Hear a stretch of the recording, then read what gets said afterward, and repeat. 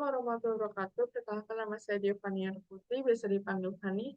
Saya dengan NIM G00244146 dari kelompok P1. Jadi di sini saya ingin menjelaskan tentang video pembuatan hal blok 1.3. Orang pasien datang ke dokter dengan keluhan nyeri perut yang berulang dan berpindah-pindah. Setelah dilakukan anamnesis dan pemeriksaan fisik, diketahui bahwa nyeri pertama kali dirasakan di daerah epigastrium, lalu menjalar ke dalam umbilikus, dan terakhir terasa di daerah suprapubik. Dokter menduga bahwa pasien mengalami masalah pada saluran pencernaan yang mengakibatkan organ-organ dari foregut, midgut, dan hindgut.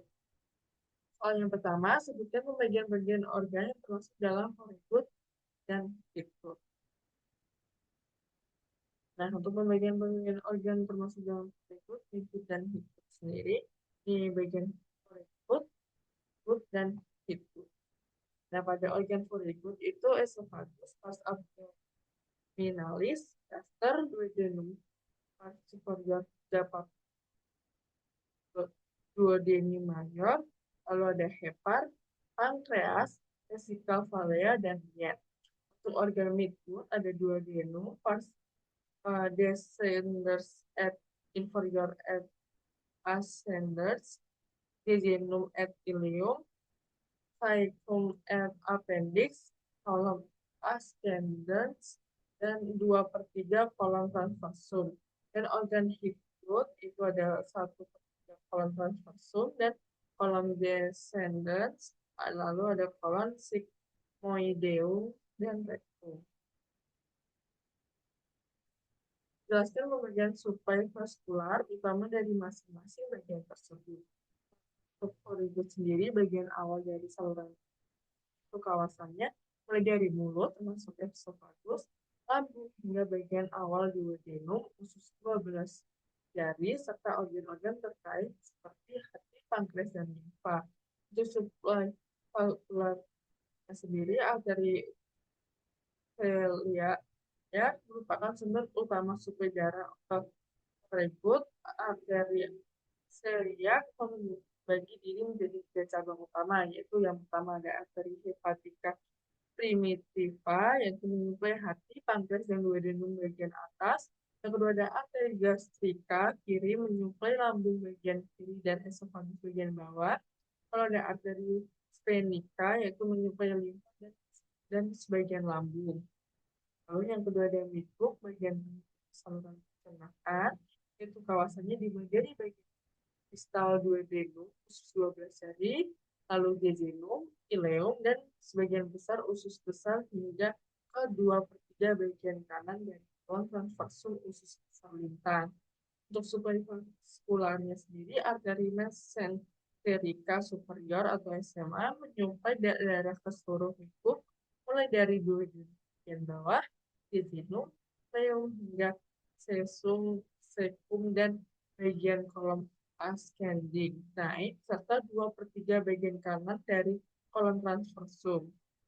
Lalu, ketiga ada hindgut bagian akhir dari saluran pencernaan, yaitu kawasan dimulai dari bagian distal kolon transversum bagian kiri, kolon descending turun, kolon sigmoid, hingga rektum. Untuk supravaskularnya sendiri, arteri mesenterica inferior atau IMA menyuplai darah ke hindgut yang mencakup kolon descending, kolon sigmoid, dan rektum bagian atas. Next, bukan persyaratan utama dari foregut, midgut, dan hindgut, serta jelaskan bagaimana nyeri visceral dapat menjalar sesuai deskripsi saraf ini. Yang pertama, foregut, saraf utamanya yaitu saraf vagus dan X memberikan pesarapan parasimpatis, sementara saraf simpatik ini berasal dari ganglia torakal T5 sampai T9. Nah, bagiannya di sarafinya itu mulai dari esofagus hingga duodenum bagian proksimal, termasuk lambung, hati, pankreas, dan sebagian besar usus kecil atau duodenum. Nah, nyeri visceral pada foregut ini, nyeri dari organ-organ pada foregut cenderung dijalar ke daerah epigastrium dan sering terasa seperti rasa terbakar atau tertekan. Nyeri ini dapat dirasakan di punggung atau di area sekitar tas, mengikuti pola distribusi saraf torakal T5 sampai T9. Ini bisa terjadi karena serabut saraf simpatik membawa sinyal nyeri ke arah tubuh yang berhubungan dengan segmentasi saraf torakal tersebut. Nah, yang kedua ada midgut. Midgut yaitu saraf utamanya saraf vagus parasimpatis dan saraf simpatik yang berasal dari ganglia torakal dan lumbar, yaitu T10 sampai T11. Bagian yang disarapinya itu ada di bagian distal hingga 2/3 bagian distal masuk sebagian besar usus kecil, jejunum dan ileum, cecum dan appendix. Nah, nyeri visceral pada mikrob ini nyeri sering uh, terlokalisasi di perut tengah atau sekitar umbilicus yang mengikuti distribusi saraf yang berasal dari segmentasi torakal dan bar T10 sampai T11. Nyeri ini bisa terasa seperti kram atau nyeri tajam. Jika terjadi inflamasi atau gangguan fokus, nyeri dapat menyebar ke daerah lain bergantung pada lokasi dan intensitasnya.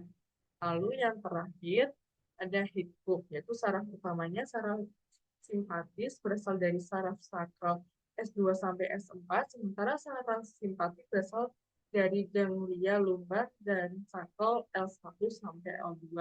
Bagian yang disarapi yaitu 1/3 bagian distal dari kolon transversum hingga rektum, termasuk kolon descendens, kolon sigmoid, dan nyeri visceral pada hipot, yaitu nyeri pada hipot lebih sering dirasakan di perut bagian bawah dan bisa menjalar ke panggul atau perineum. Serabut saraf yang berasal dari daerah sakral S2 sampai S4 ini memiliki sensasi nyeri yang sering lebih tajam dan teralokasi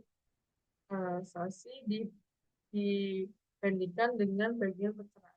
Nah, pada kondisi tertentu nyeri bisa terlokasi terlokalisasi di sekitar panggul atau kasih. Sekian penjelasan dari soal inhal inhal 1.3 yang telah saya jelaskan. Mohon maaf jika ada salah. Wassalamualaikum warahmatullahi wabarakatuh.